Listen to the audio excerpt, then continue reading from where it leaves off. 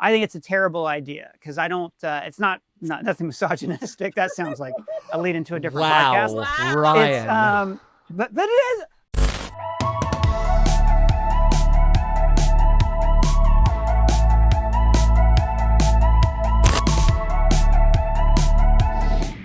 Hey, welcome everybody to the ScreenCrush Crossover Universe podcast. I am here with my co-host, Heather Antos. And I'm here with Ryan Arey. How's it going, Ryan? I'm good. Heather. So this is a new thing. This is an actual podcast. It's going to be fun. We have a special guest coming on. We have Patrick Willems a little bit later. I've heard of him. Yeah, he's good people. He's a fellow YouTuber, much smarter than me. So I'm looking forward to hearing what he has to say and feeling dumb when he starts to talk about Bollywood.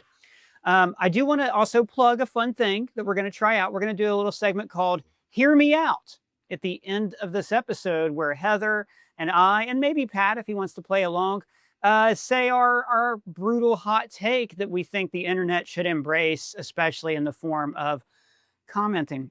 Heather, what's going on? Talk to me real quick, because I think you've been better. I've got a fever, Ryan. I'm not feeling so great. And is the cure cowbell or is it a literal fever? It's a literal fever. I'm here with my Gatorade. I'm here. Yeah. I don't know what's going on. Did some traveling this weekend. I was at a convention. Where at? Which convention? New Brunswick. I was up it's called East Coast Comic Expo. It's up in Moncton, New Brunswick.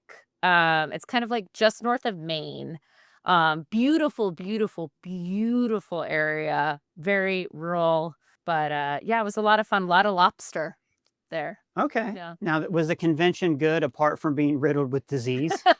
How did it go? It was a good show. It's a small show. Maybe like 3,000 people. So nothing like the New York Comic Con, 150,000 like we're used to. I've only ever been to the two Comic Cons and then the New Jersey Super Expo where we did a live show. Yes. It was like an encore live show that ended up having to be a ScreenCrush unplugged acoustic performance. And you riffed the whole thing with me. And gosh, was I grateful, because that was a fun convention, but an incredibly stressful show. I think everybody had a good time though. It was a great time. Yeah. I was worried. I have never seen you so stressed in the entire time I've known you. No, I have been way more stressed than that. My main thing was people paid for a show. That's true. Yeah. So like if people pay for a show, I want to deliver it, but there were just all these things that like weren't set up AV-wise. But I think they got they got a fun thing. They got a more personal interaction. Absolutely. With us, yeah. Which is really cool. Yeah. I got some cool news to tell you. So we got screeners for Ironheart, and I've only seen now. We don't know when this is coming out. We know it's going to drop on a Sunday. We're probably going to stack these. So by the time you guys see this, we've probably already talked about it on the channel. But I want to see Heather's reaction. I'm in the second episode of Ironheart. Some graphic designer put my name on a keyboard, like on a screen. Yeah. So like I'm canon in That's so cool. Star Wars. And in the MCU now. That's so cool. So I feel like Thanos, I'm going to have like a whole gauntlet full of these franchises that I have cameos in. I had nearly forgotten that Ironheart was coming out. You would have completely, well, Disney's not really done much for it, I gotta say. Well, it's weird that they're doing the schedule like, okay, they're dropping 3 episodes for the first week they announced. I was like, okay, cool. So like maybe you don't really get the gist of it. You need to like the first episode maybe isn't that they've done. Andor did that, right? The first 3 episodes dropped on the same day of season 1. And I thought, well, maybe they're doing that and then they're going to like have these come out until fans. No, they're dropping all 3 episodes the next week. It's almost like they can't wait to get rid of it. Except then it would be 6? They're going to. Yeah. And they've already there's already leaks coming out about which episode Mephisto shows up in and stuff like that. Which we're not gonna. I haven't watched that far ahead. I've only watched the first episode, but then I kind of skimmed the second episode for my name, like I do every Marvel show, and then it just happened to come up. So that was pretty cool. I don't know which ScreenCrush fan works at Marvel. They could have been referencing a different Ryan Arey. That would be, to quote Christopher from The Sopranos, some fucking coincidence. But they might have done that. Which episode does Palpatine return in? Palpatine, they actually save him for episode 7, which they didn't plan or announce, but it still comes back later on. Oh. I guess, yeah. Oh, gosh. I had a hard time even making a joke about that. It still hurts. That movie came out in 2019, 6 years ago, right? There are children who were not born who have children of their own when that movie came out. And at least where I'm from. And I still can't get over that. I was so upset literally after somehow Palpatine returned. That was I mean, Ben and Ray kissing, I literally slid out of my chair to the floor. I In a good way or a bad Bad way? way, just literally, Okay. I literally cringed so hard, I slid to the floor.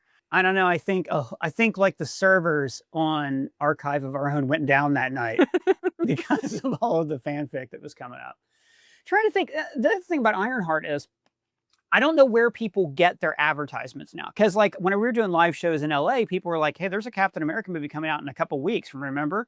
But when I was in the airport, they had like massive walls that Mhm. were Captain America, Brave New World advertisements. It's not like we're all watching the same shows at night and we see trailers for them on the shows. It's kind of hard. Like you have to be plugged into so many different platforms to see these advertisements. So maybe they are publicizing Maybe it, but it's kind of getting lost in the maybe noise. I'd be curious because, like, I'm watching other things at Disney Plus and the trailer's not popping up anywhere, like, I'm on the internet, it's not popping up anywhere, it's not getting TV spots, like, you know, I feel like my algorithms, your algorithms are probably set up where if it was Yeah. gonna pop up, it'd pop up and I see it on socials for sure. yeah, But that's because I subscribe to like discussing film yeah, and channels like that. So that's probably why it's popping up on mine.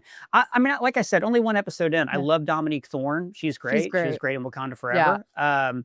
Haven't Anthony Ramos. I haven't seen enough of him. He looks incredibly silly in the hood costume. You know what I never read before? I read this today. Not to dive into comics, but I never actually read the Hood comic book. I haven't The either, actually. It's good, Brian K. Vaughan. Yeah. It's really good. I mean, it's one of those like early 2000s Marvel Max Yeah. issues, and for you kids, Marvel Max is when they got rid of the Comics Code Authority so they could say swear words. So they say both F words in it. They Oh, say the R word. There's like man. there's all these more like old man because like at the time you can watch an episode of South Park and that was acceptable among my people. But that kind of thing bumps out at like, oh, that's kind of immature, but it's a really good Yeah. story. I never really knew that character until Civil War. And he looks like badass in the comic. And Anthony Ramos is this guy. He's a guy in a cape, man. He looks like Larry David on that Seinfeld episode where he's the man in the cape. Oh, man. Don't I hope it gets better though. Like I said, don't do my man Anthony Ramos wrong like that. can you talk? Because we don't get to talk very often. Yeah. What are you guys? And that's if you guys don't know Heather at all, which I'm betting that just statistically speaking, most of you don't. Heather's constantly signing NDAs for Right. things because she works on so many different Yeah. properties through IDW. You read all these scripts ahead of time. Yeah. I'm not going to ask you what you've signed NDAs for or anything like that, but like what comics are coming out that you guys you're Yes. really excited about. So we I will say I did sign some pretty two pretty big NDAs this week though for some very exciting things. I wish we could hear about it. I know. If I told Yeah. you I'd have to kill you. But this summer we are having a brand new Godzilla comic come out, Godzilla #1, the Kaisei era, where there's a group of teenagers that are getting the powers of the kaiju. Okay. Um Now, is that part of any Godzilla it's a canon, brand or is new that like a canon. It's a different new? brand new Okay, cool. Godzilla universe, never seen before. All right, that's fun. It's kind of like mixing superhero powers with Godzilla. So it's really, really cool. It comes out right around San Diego Comic-Con. So we have that coming out. We also have a book that I'm working on that I'm really excited about called Red Shirts, which is all about Oh, cool. Yeah. the red shirts from the Star Trek original series era. If you know nothing Hmm. about Star Trek, you know about red shirts and that they die a lot. And we're telling their story in this, and well, they die a lot. Um, That's great. That reminds me of, well, it inspired the show, but one of the all-time best TNG episodes, Lower Mhm. Decks, which is about the people who like scrub the Yep. floors, basically, like the lower officer, the people who are just like the enlisted Yep. officers. That sounds Yeah. awesome. Who's doing that? Christopher Cantwell, who actually is the creator of the TV show *Halt and Catch Fire*. If you ever watched or knew Oh that yeah, one, yep. yeah, yeah. He's Damn. writing that one. Well, that's a get. So it's super great. Yeah. We've got some cool stuff coming out, and I think by the time this is out, you guys will have seen it. But we've got a pretty huge Sinners breakdown that just got finished up Ooh. today, and Sinners was one of the most intimidating things I've ever written. Because for one thing, it's, you know, it's about the Black experience and the blues, and I'm not exactly the right guy to give insight into that. So there was a lot of research, but I love doing any video where I get to learn, right? So there were so many things like about, you know, West African hoodoo and all these other different cultural things that I'd never heard of before, different blues musicians. So the video honestly could have been 4 hours long. Like we could have Yeah. like done scene by scene in that film, but we kind of restricted it in that way. Like our Winter Soldier breakdown is going to be over an hour because I'm literally going in every single scene and say, well, in this scene, but with Sinners, we kind of gave more of like a broad overview while still covering the whole thing, but great film. I wish I could have seen it in IMAX. I can't wait to watch it. I actually got to see it in IMAX. I saw it in IMAX twice. It was Nice. so good. So good. I don't know if you ever watch Ryan Coogler talk about different formats, like film formats. He's such a nerd for that stuff. I guess there's like 16 or 17 different ways you could have watched it. Like there's the thing where the screens are on the side. But I think talking about film formats, I was going to say, is a perfect transition, right? To talk about our guest. Yeah. Heather, what can we possibly say about our guest today? Well, I mean, he probably can talk more about film formats and film theory than anyone else I know. And this guy is one of the first video essayists I remember ever seeing. Oh, yeah. He did an MCU video about colors and why the MCU looks kind of bad. His short films went viral, although my favorite one I don't think went viral. Maybe I'll ask him about that one. He's, to my knowledge, the only video essayist to turn his videos into a feature-length film. And he's just absolutely one of the best. He's the first guest we ever had on a talk back here. Say hello, everybody, to Mr. Patrick H. Willems. How you doing, Pat? I hope we didn't catch you at a bad time. No, I feel like I'm like beet red from just blushing while I was off camera during the intro. That was very nice. It's a blushing to be because here. we talked about you, or because we talked about Palpatine returning. Well, that was like 10 minutes ago. So I cooled like off just and then I like a heated second up ago. again. Nice. But pleasure to be here. Great to see you both. Oh man, Pat, thanks for coming. Now I mentioned earlier, like you and I met because we had. I used to work at a summer camp where I taught kids video, and one of my former campers, it turns out, was your intern. And I know her as Betty. You had a completely different name for her that I guess she goes by now. Elsie, yeah.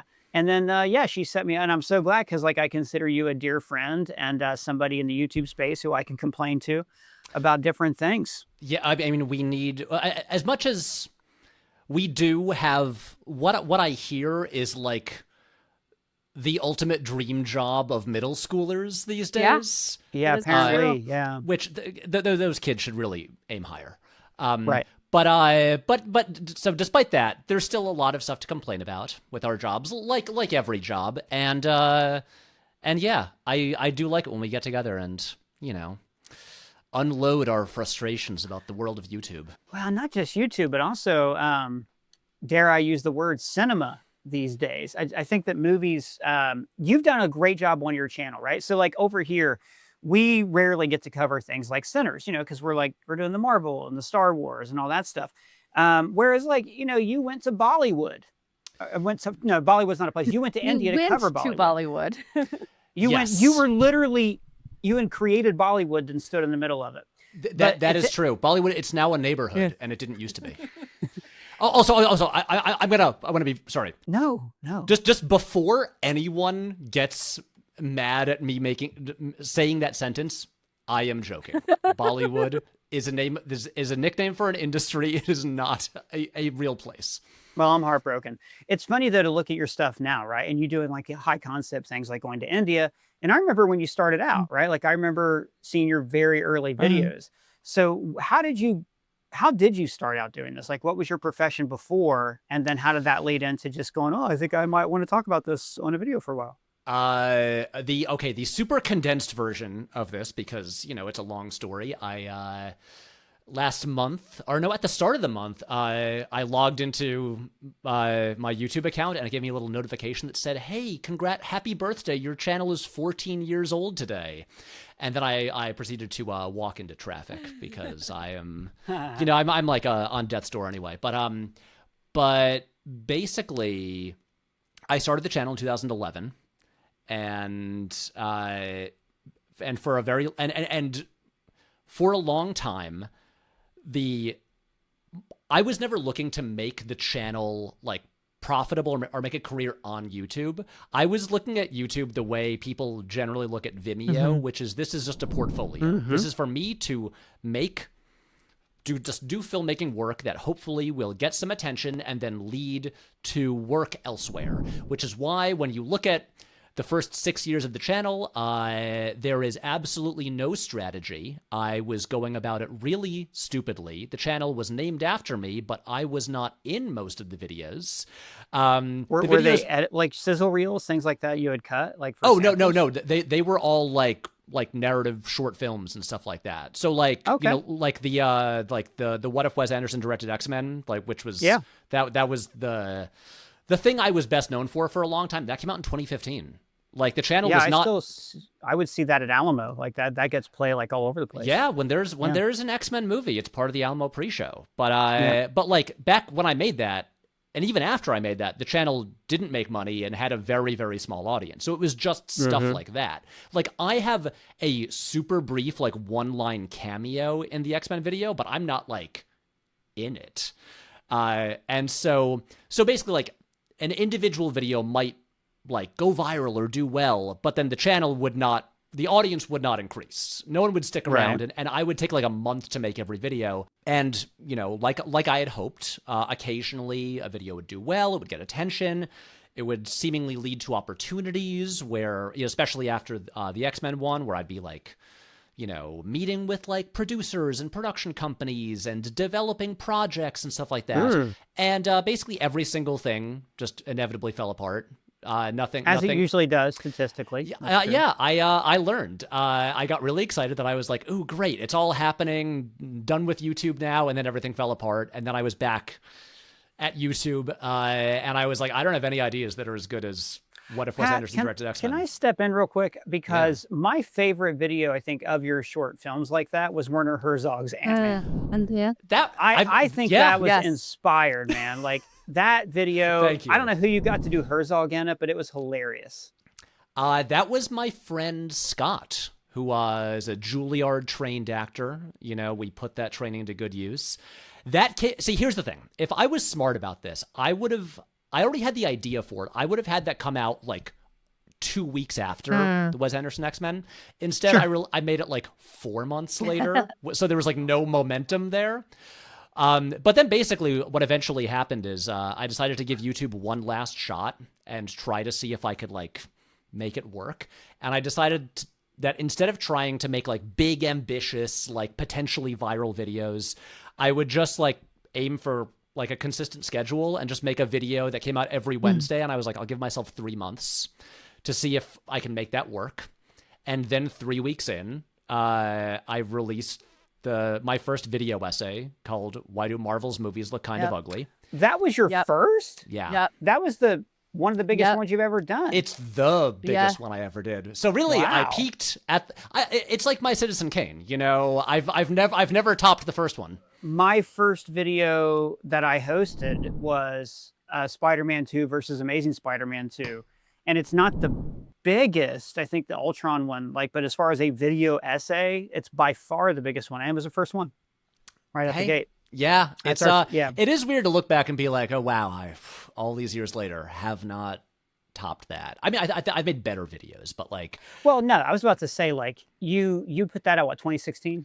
Yeah, it was the week after election day, but it's peak Marvel, and you know, it's peak Marvel time, and it's a hot take title, right? It's a concept that isn't it's smart, but it's not too heady that the casual consumer can't understand it. You know what I mean? And I know exactly what you mean. It's very user friendly. Yeah. Well, because at the time, I again, like I've established, I was so bad at like YouTube strategy. At the time, I thought no one would watch it because I was like, it's about color grading. Yeah. No one cares about that. Right. And then it did well, and then I learned more and was like, oh wait, I understand exactly why this did well. And it's like, it's the thing that I think we all wish we could do every time, but is really hard to do, and I got lucky with that, which is the video, obviously it had a you know, a kind of like attention grabbing, you know, discussion starting, like hot take title about a Good popular thumbnail. thing. But then it's the thing where it articulated a thing that people had sensed but not put into words. And so it became like the thing where people would like send it to their friends and be like, oh, this is this thing that I was like trying to like explain, but I didn't know how to say it.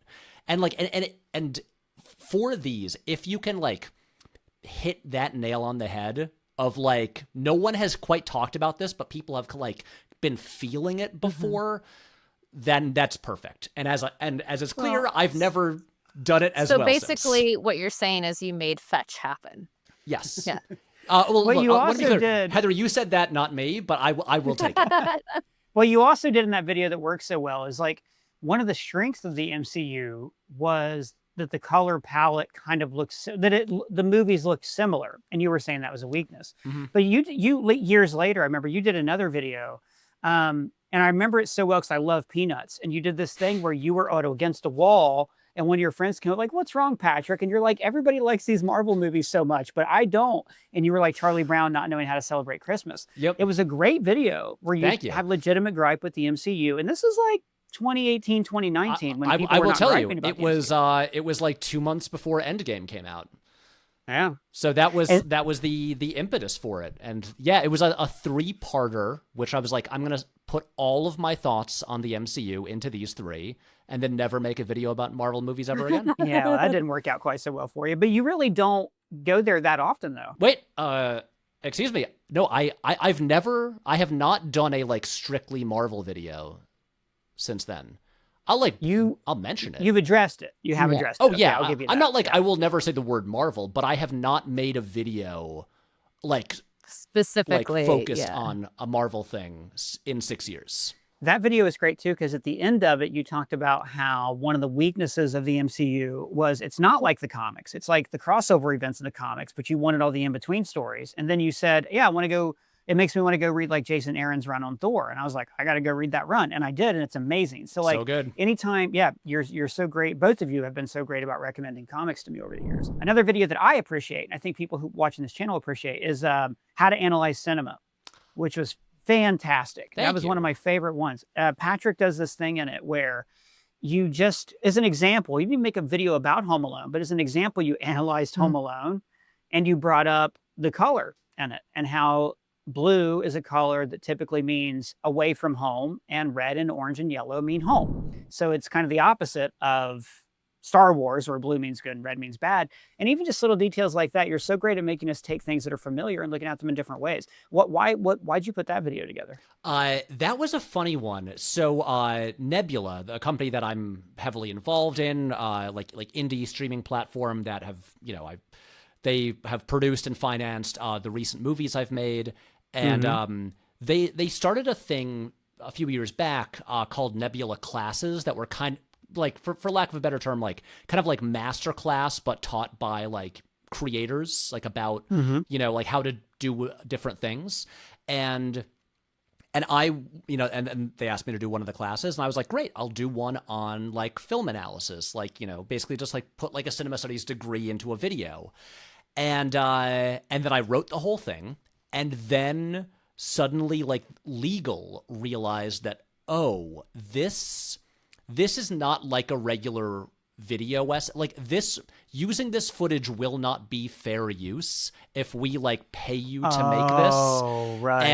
And this is like, and as much as I'm doing analysis in it, the purpose of it is this is like a class first and foremost. And so they're like, we can't afford to license the footage from it. So I ended up making another class for them called How to Make a Movie. But, and so I just took the script from the How to Analyze Movies and just made it and put it on my own channel.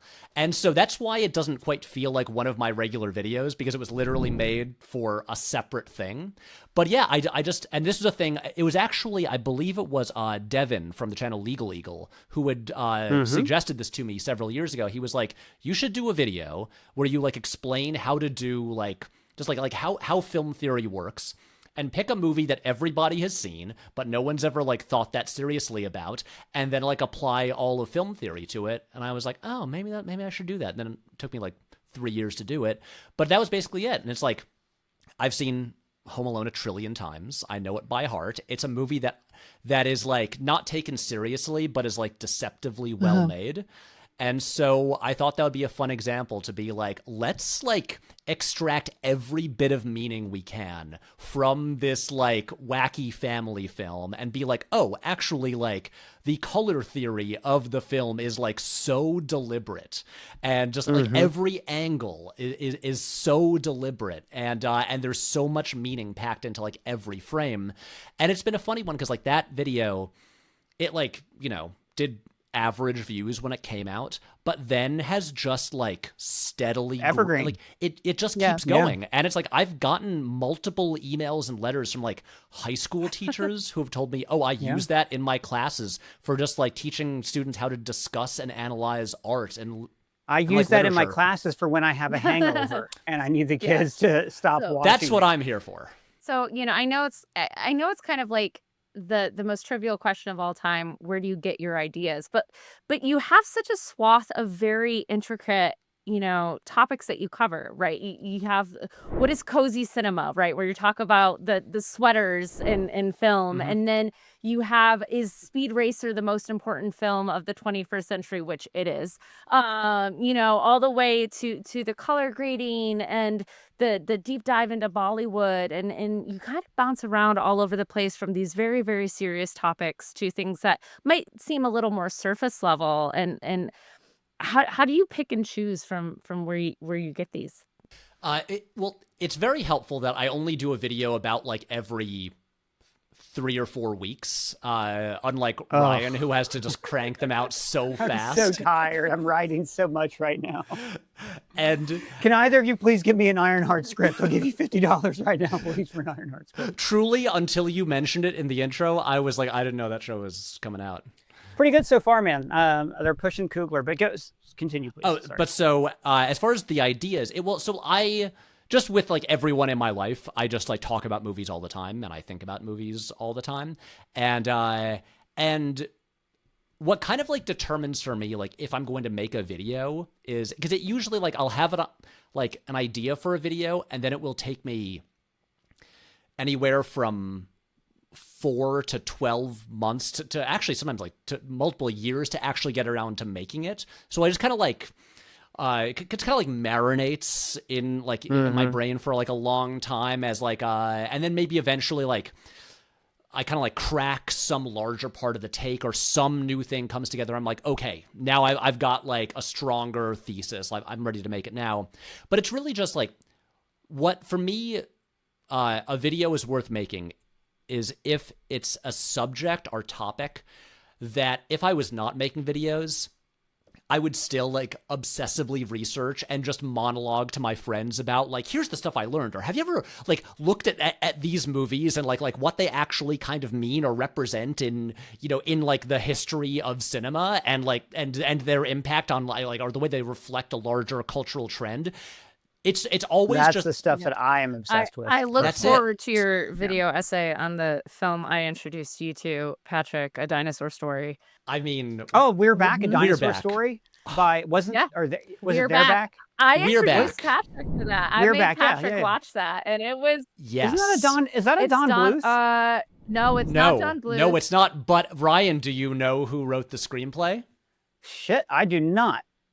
Please enlighten me. Pulitzer Prize winner John Patrick Shanley. You're shitting me. Nope. Pulitzer Prize winner John Patrick. Yes. The John Patrick Shanley. Yes. Obviously, the writer of Doubt wrote that movie. Oh my God. Wow, that reminds me of one of my favorite showbiz stories about David Lynch directing that shampoo commercial. You guys ever heard that one? No. So David Lynch just wants like I read this when Wes Anderson directed that like milk or Coke commercial. People were like, "Oh, what a sellout!" And people were like saying, "Hey," one guy in this thread said, "I worked crew on a shampoo commercial once, and David Lynch directed it. It wasn't an obscure shampoo commercial. It was like for L'Oreal. He just needed the money, and that's okay. Like you can just apply your craft in technical ways and get away with it." That's the thing. Like, especially unless you're making like big mainstream movies, directing movies takes years of your life and doesn't pay very well. So like almost every like film director that you've heard of, unless they are so, I mean, actually, even the ones that are so crazy successful, you think they don't need to, in between movies, they're just like directing commercials. Like wait. Yeah, go ahead. No. This is please. But I have a more important follow up because we glossed right over this. The guy who wrote Doubt, right? That incredible play, the movie starring Meryl Streep and everything. Also directed the movie. Yeah. Is We're Back, A Dinosaur Story good? It's I have a great fondness for it. Okay, so it's not a hidden gem. It's can you fucking believe this guy wrote this movie? But it's also, Ryan, when did you last see We're Back? I was in probably single digits. Okay, it is deranged. It is truly I I will say Steven Spielberg produced both the greatest dinosaur film and the worst dinosaur film within the span of a year. And I will let you decide which is which. Wait, that movie came out in the early 90s? Okay, so I would have been 11 or 12. If I've seen it. I don't know. Maybe I've just seen the trailer. Because now, for some reason, the song from Oliver and Company stuck in my head. No, it's not that. But there is a movie. song, and it is sung. Who is it? Is it John Goodman? It's John Goodman. Yeah. Well, John Goodman's the T-Rex. He's the one who sings it. Yeah. It's John Goodman. There is a song. Do you guys know my favorite like childhood thing to revisit? This is like a fashion. I think I told this to Greg Alba on his podcast. Do you remember The Brave Little Toaster? Oh, I love The Brave Little Toaster. Yeah, amazing movie, right? So, I mostly remember it being just a terrifying movie. It's horrifying, but movies were back then. It was a Disney Channel movie. I didn't have the Disney Channel, so like a friend taped it on their VHS, whatever, we had it. But there's a part of that at the end where the brave little toaster jumps in these gears to sacrifice his life for his friends. And if I'm ever like really, and I just need a cry, I don't like put on the news. I don't put on like Rudy. I put on the brave little toaster because that little guy at the end, he gives it all for his friends, you know? It's true. Yeah, I have not watched that since I was maybe 8 years old. You don't need to. Unless you need a really good cry. Maybe. Or you love John Lovitz, because John Lovitz plays the radio in it. I mean, who among us does not? At least I enjoy John Lovitz. Yeah, okay, so I got to see We're Back, A Dinosaur Story. I don't know what that's streaming on. I think it's for free on YouTube, I think. It's shocking how many movies. Blowout is free on YouTube. What? Yeah, I needed to get a clip from Blowout for our Winter Soldier breakdown. I was like, actually, have I seen Blowout? And so like I was looking for it streaming, and lo and behold, some dude just put it up on YouTube. Damn. Also, probably... Ryan, if you needed a clip, I've got it ripped. I've got the Criterion Blu-ray. I've got it in my big like hard drive stack of movie files. The thing is, I didn't know the clip. So Winter Soldier, right? We're doing this breakdown on it. That isn't just like reading IMDb facts. In fact, we found mistakes on IMDb we point out to call out other people who do just read IMDb facts. So the Russo brothers, they referenced all these things that they were influenced by, like the shootout in Heat, et cetera, et cetera. And one of the things they talked about was Blowout. And so I realized it wasn't necessarily the tone, like a scene in the movie, it was the tone. It was that John Travolta's character keeps trying to do the right thing, and just it's kind of inevitable that he ends up in this bad situation. And they wanted to create that feeling without the actual terrible ending, because it's a Captain America film. So that's more what it was. It was hard for me to like articulate what I was looking for. So I was kind of just going through and looking for scenes. I don't even think on a technical level they replicated it. Like there's no split screens or anything like that in the film. I wish that a Marvel movie looked like a Brian De Palma movie, but none of them do.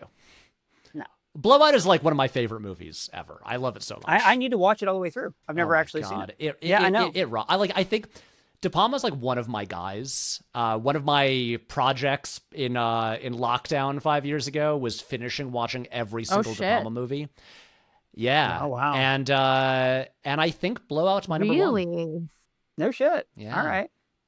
We were talking, you haven't seen every Scorsese, and this weekend, I'm going to see you again because we're going to go watch Alice Doesn't Live Here Anymore with Marcia Lucas present. Yeah.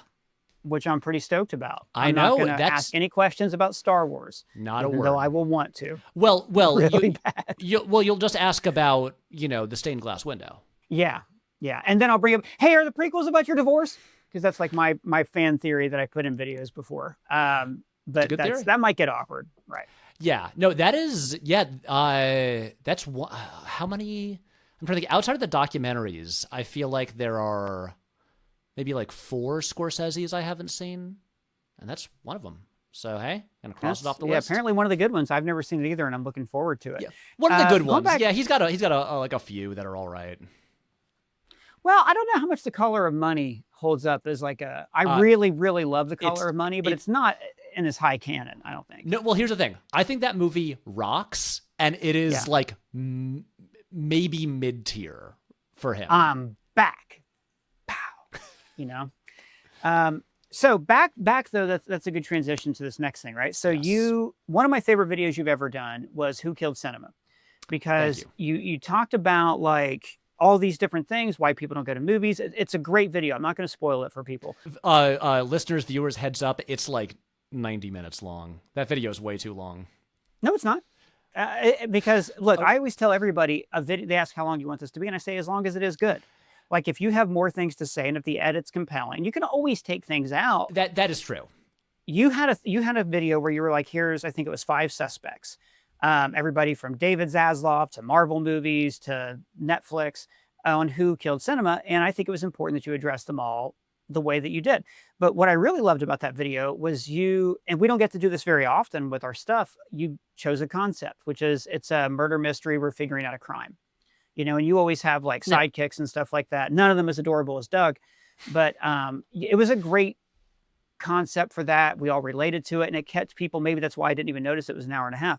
Where did that particular high concept come from for that video? That is a really good question. That was a video that I've, you know, when I said that it usually like takes a while for me to actually get around to making it, that was one such example.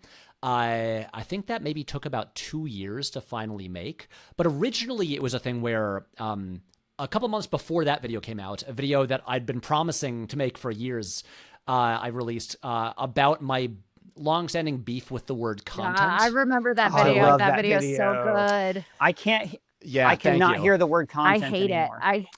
Because of that. Yeah, same. So I've had a long-standing beef with the word content to the point where we're just dropping in our merch store. Amazing. Content hats. Yep. So to plug the merch,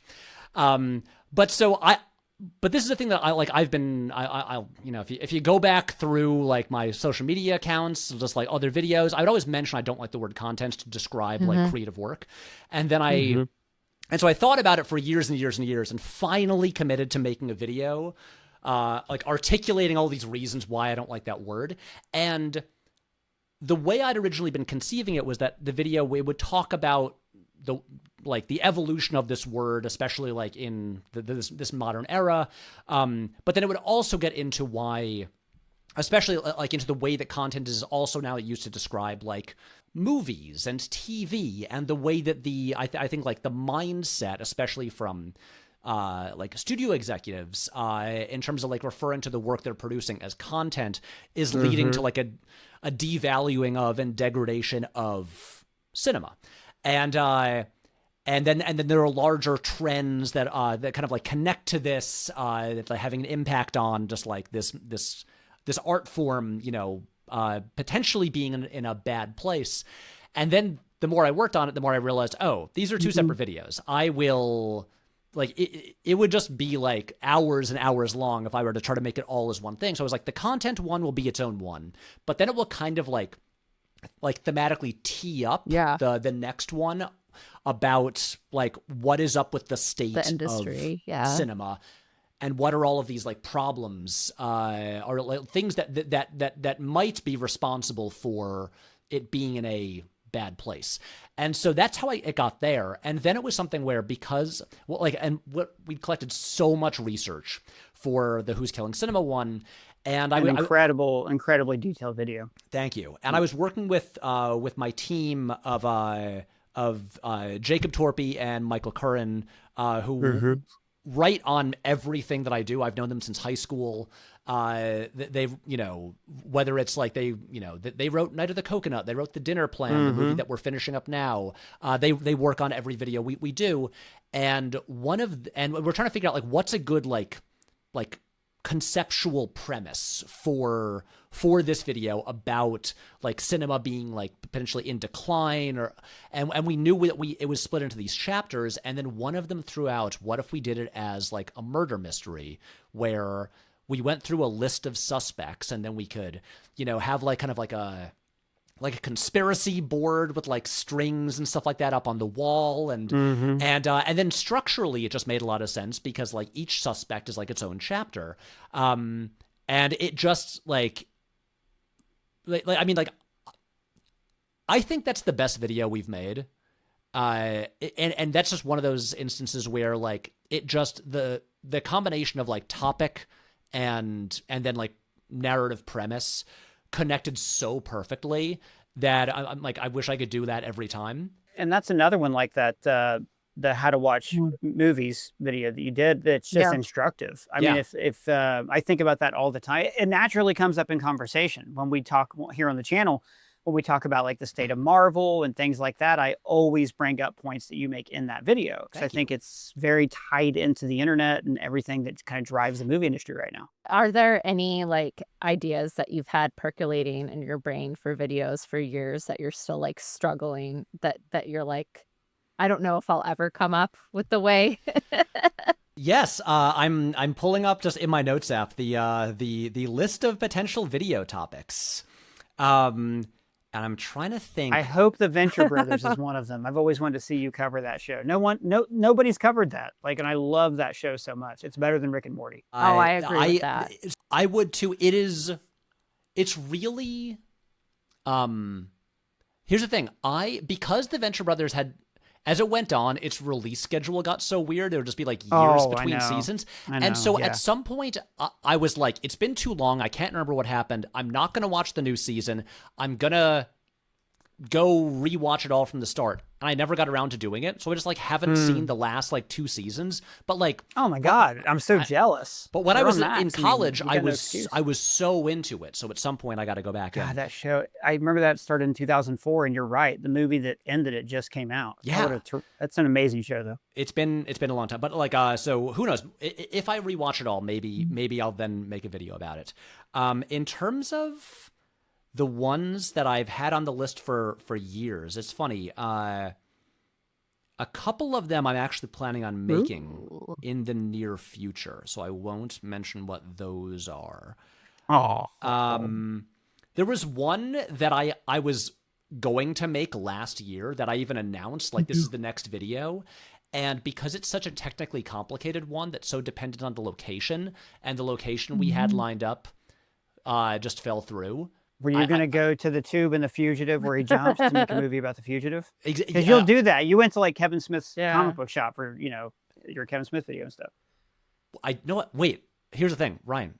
Okay. I did I get it right? No, I didn't. I wish I had. No, the Kevin Smith video, I shot it all at my parents' house. Oh, you were going to go, but then the unfortunate thing happened. Right. Yeah. Okay, so wait, sorry, but we're off topic. What is the place that technically is? No, the technically complicated one is a video about like long takes and oneers. Oh, cool. You were going to go to space and do Gravity is what you were going to do. And that just didn't. Yes, exactly. With the rest of OK Go. Right. Yes. On treadmills. The oneers video, what's technical? Are you going to actually try to do it in a oneer? Yeah. That'll be cool. Cool. That's really hard. Yes. Trust me, I spent a lot of time thinking about like, okay, can we mount the teleprompter onto a gimbal? And how heavy will that make it for the camera operator? Or do I memorize the script? Actors do it. You're going to want to use the teleprompter. I would say you have a teleprompter, but then you have a second person. You just have people carrying it. You have a second person there or something. You have extra help. One of my favorite oneers, we just in our Sinners video, we pointed out like, hey, when Coogler does a oneer, it's for a reason. It's to show you the white side of the street and the black side of the street. One of my favorite oneers ever was in that show Children's Hospital. Did you guys ever see that? The Adult Swim show? Yeah, they did an episode that was like, we're doing this show live, right? Like they did a live show. And so to prove that it was live, I believe it was all on a oneer. And they shot it in the same hospital where they shot Scrubs. And there were all of these technical things that went incredibly wrong in the live show. Like the elevator hasn't worked since they shot Scrubs here. Take the stairs. And they're trying to like get to the next scene where the people are upstairs and they've set everything up that's wrong, but their live stats keep going. I believe it was shot in a oneer. That's one of my, like for comedy, you don't normally think of a oneer used as a comedic tool, but it worked great in that. And if I'm wrong, I'm wrong. And it's still a great episode of Children's Hospital. I mean, here's the thing. Maybe it's for the best that we had to delay that video a year or more, and because now I can watch that episode and incorporate it in. And if it's not a oneer, you'll still enjoy yourself. Well, I mean, even in terms of comedy, like The Studio is done like all in like really long takes or oneers. And and I think that works really well for comedy in that show. And so as I was watching it, I was like, oh, whenever I finally make this video, I'll obviously have to incorporate this. Well, and there's a whole episode that is about how hard it is to pull off, and that is the comedic premise of the episode. Exactly. That like he keeps screwing everything up for them. Good episode. Before we get into Hear Me Out, because I want to hear what Heather's controversial take is, and Pat, if you have one, that's always fun too. As far as oneers go, where do you land on the Bonfire or the Vanities opening? I know you're a De Palma guy, so that was De Palma, right? I'm a big De Palma guy. I think that is a bad movie. It's I did make a video about it. One of your best videos. Yeah, I agree. About the shot that cost $80,000. Yeah, it's. I mean, the movie just like. Have either of you guys read The Devil's Candy, the book about? No. Ryan, are you familiar with it? Continue on. Okay, I'll follow along. Yeah. It's the book by Julie Salomon, where she was like I didn't even know the name of the writer of Doubt, but anyways, go ahead. Where De Palma gave her full access to the production of the Bonfire of the Vanities, even like pre-production and casting, and she was embedded in the whole thing. And just documented the entire process. And it just so happened that that movie turned out to be a disaster. And it is like the greatest making of movie book ever. I got to read that. It is sounds great. A fascinating read. It is like a fiasco what happened on that set. Yeah. Yeah. Oh, I got to read that. I mean, the oneer that opens that movie is incredible. It is. I was just curious if you thought that it actually served a good narrative purpose, or if it's showing off. I think it's doing both. I like, especially a problem that I have with oneers now is because digital cameras are so much lighter and easier to maneuver, and then also with visual effects technology, you can like stitch a bunch of things together, and like oneers are just way easier to do than they used to be. So there used to be a lot fewer of them. And I like the way that De Palma would often deploy it, which would be sometimes for, suspense, like in the Untouchables, or in Bonfire of the Vanities, it's like this like big, like ostentatious kind of like kind of like the curtain going up at the beginning of a production. It's like it's like sweeping you in with this big showy thing, and it's like just like following this guy like through all these tunnels and elevators and everything, and the whole movie, it's meant to be about this like really ostentatious, like ultra rich world. And so especially like that one, like, he's just like drunkenly grabbing handfuls of salmon and stuff. Then it ends in the Winter Garden in Lower Manhattan. And that's the kind of thing where I think the over the topness of it works. I mean, I think that's the best part of the movie, the first like 8 minutes. And I like the idea. I like opening a movie with like this big like attention grabbing flourish, and I think that is one of the few things about that movie that works. So you guys heard it here first. Patrick H. Willems thinks the Bonfire of the Vanities works, which takes us into Hear Me Out, where we get to say our fun little, I don't know, controversial, just things that we're thinking or on our minds. I got one. Heather, I know you got one. We don't know what each other are going to say yet, but you want to, Heather, what's yours? So I picked mine specifically because Patrick's here. I know Patrick is a fan of the Fast and Furious movies. So my Hear Me Out is I am a firm believer of the coma theory of the Fast and Furious films, that that everything that happens after the first film is because Dom is in a coma. And everything in 2, 3, all the way to X is a product of his subconscious, explaining the outlandish stunts, the meta levels, the plot lines that make no sense, Letty's return with amnesia, the wish fulfillment, that he's nearly indestructible. He's in a coma. That's just, yeah. Pat, you got a thought on that? I love it. To me, that franchise has gotten so over the top meta when it realized what it was that it stopped being as interesting for me. But Pat, what are your thoughts on it? I have a lot of thoughts on this. So Heather, this is when he gets in that accident at the end of the first movie. Yes. Okay, so what would make more sense to me, and also this kind of connects with my feelings about the later installments of the franchise in general, because I like F9. Fast X just lost me. Fair. And I think Okay. 8. I think 8 is one of the worst as well. 8 lost me. But 8 Yeah, had Jason Statham fighting on a plane with a baby. Yeah, but also that is a fun scene. But also at the time, Han was dead, and the guy who killed Han was just welcomed into the family without anyone saying Han's name, and I'm like, that is unacceptable. It's fucked up. But basically, justice for Han.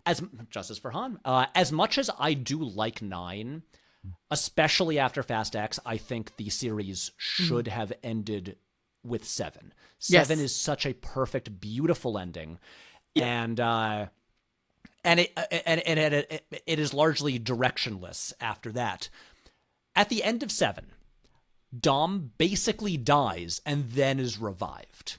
If you say that the movies after 7 are a coma dream, that makes way more sense to me. Because I also have a hard time then being like, so he just dreamt all of Tokyo Drift, which he's not involved in? Well, but no, he's involved at the end. He also dreamed, 2, where Brian where he's not there at all. Yeah, I think that makes sense, though, because I have dreams where I'm not always the main character in every single scene. I think it makes more sense if he has the coma after 1, because let's face it, there's a big difference between this Point Break film where they're stealing DVD players and like Nando V Movies have one of my favorite tweets of all time. It was like, oh yeah, Dom when he's unloading DVD players in Fast 1. Hey, did I ever tell you that my brother's a CIA operative and we used to do missions together? And like, it just gets to a point for that franchise, whenever Roman goes like, this is messed up. How are we still alive? And like, he started to call everything out. I was like, oh, you're like that kid we made fun of who realized we were making fun of you. And now you're in on the joke and it's not fun anymore. I was that kid personally. I will say this is a very interesting theory, and I will think about it a lot, especially because at the rate they're going, we just might never get Fast X Part 2. I don't think we are. Is it called Fast X Part 2? Why do people keep doing parts 1 and 2? I guess Harry Potter really set everybody up for something there. Well, I mean, look, what was it? It was Mission Impossible Dead Reckoning Part 1, and then it was Mission Impossible The Final Reckoning. So... Yeah, but now we're never going to get part 2. We're never going to know what happened. But the thing is, what most of these movies do is they make, if they split into 2 parts, they like make them together or like back to back or as one big production. Yeah. Fast X ends on, of all the Part 1 movies, ends on the biggest cliffhanger.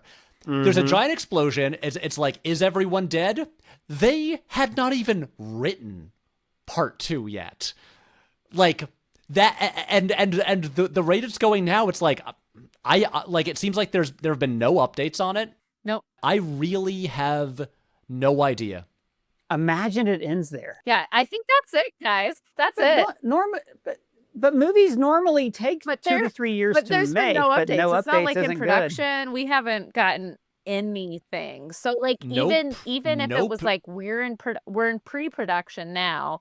Like, let's say they fast track it and film it, over the next 6 months and then editing. Like, we're still not getting it till like 2027. And there was pretty much always a 2-year break between movies in that series. And now if they get this made, it'll probably be at least a 4-year break. Oof. Okay, so here's mine, right? It's completely unrelated. There's no way to seamlessly transition this. The other day, Jason Sudeikis was on a podcast. He talked about Ted Lasso season 4, and he said that it's going to be a women's soccer team. That's the big reason they're doing part 4. Richmond, AMC has succeeded, and they're off to that. I think it's a terrible idea because I don't. It's not nothing misogynistic. That sounds like a lead into a different podcast. Wow, Ryan. But it is a bad idea for that reason. I mean, secondary to that though. No, because he's already done a soccer team. I want to see a Ted Lasso season where he's in a completely different environment that is rife with toxic masculinity or whatever other problem. I want to see him in like a really dysfunctional post office or a police or a teacher, like, or anything. Ted Lasso should be like Mary Poppins, sweeping in and out of different places and solving, not solving crimes, but just like making people better and, making sure they go fly kites instead of being so wrapped up in their own bullshit. I don't see how doing it with the women's soccer team is going to be much different from the first season. But these are great writers, him and Bill Lawrence, so maybe they'll figure it out. Ted Lasso, the new Benoit Blanc solving crimes. Ryan, do you think there should be a season 4? Do you think they should keep making the show? Only if he goes into completely different environments, because otherwise, if they're going to make a season 4, what I would prefer is that they redo season 3. You mean one of the most baffling seasons of television ever made? It was so confusing. Every step, I was rooting for that show so hard every episode, and like the run times go up and up. And then like Nate joins the team off camera. There were all these like really weird decisions they made in that show, which I don't know. I didn't see where it was going. Patrick H. Willems, thanks so much. Honestly, Pat, I could talk to you about movies for hours. Yeah. And we will probably as soon as we're done recording right now. But please come on again. If you guys haven't seen Patrick's channel, you can find it down below. Heather, where can the people find you? They can find me at Heather Antos on all the things. And of course, you guys can find me right here on ScreenCrush, Twitter, Discord, Stage. I'm Ryan Arey. I'm Ryan Arey here, and I'm Ryan Arey in the MCU show Ironheart. Thanks very much, guys. Money! Money! Bye.